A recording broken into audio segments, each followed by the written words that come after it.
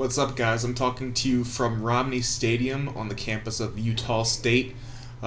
Today's game was a tough one for the Bobcats as they lost 38-7 to the Aggies.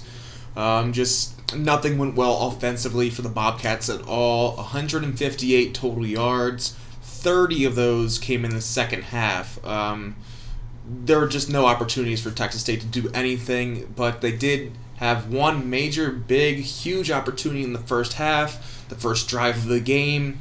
Texas State allowed a quick scoring drive. Actually, it was 6 plays, 51 yards, 2 minutes and 14 seconds. Utah State just moved up and down the field on them.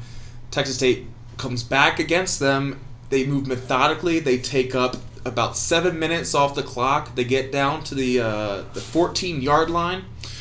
It's a 3rd and 4. Texas State just called a timeout. Texas State gets a false start. That was Mike Yoder. Then Texas State, now it's a 3rd and 9. Evidently, they changed their play call. And that next play, Sean Rutherford threw a horrible fade ball to Ben Aja that was intercepted in the end zone. From there, Utah State just went on a run for the rest of the first half. They had a 35-0 halftime lead, and man, I thought that Texas State was going to be shut out the rest of the way. I actually looked up the last time Texas State did get shut out. It happened October 5th, 2002 against Portland State. But luckily, Texas State was not shut out by Utah State.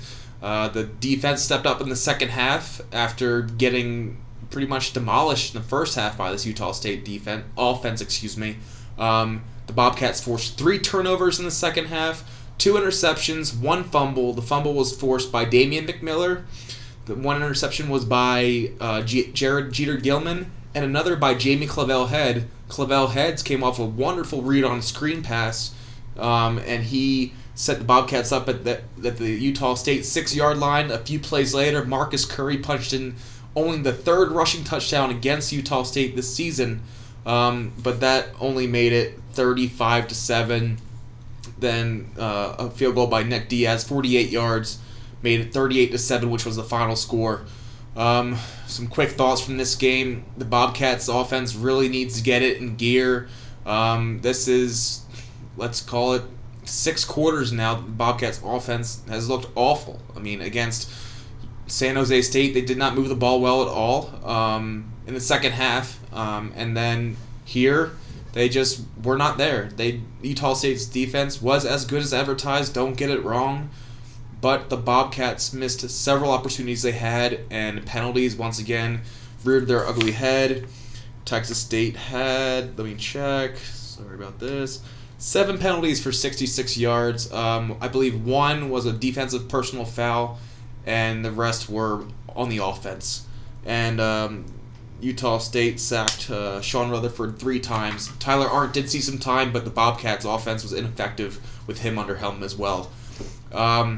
Next week, the Bobcats finished this tough stretch of games. Actually, 3 games. 3 toughs, 3 games. They went San Jose State, Utah State, and now they go Louisiana Tech next Saturday. And Louisiana Tech just put a hurting on UTSA. I believe it was 50-27. At one point, it was 27 all or something along those lines. UTSA was hanging with them. So the Bobcats better get some offense quick, because if UTSA can put up 27 points on Louisiana Tech, Texas State should be able to put up about 35 maybe. But anyway, that's going to do it for this video blog from Romney Stadium, where the Bobcats lost 38-7 to Utah State. Once again, this is Tyler Mayforth for the San Marcos Daily Record. Thanks a lot.